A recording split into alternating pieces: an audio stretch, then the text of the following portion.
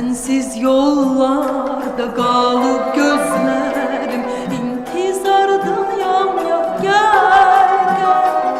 Ehdi yolunu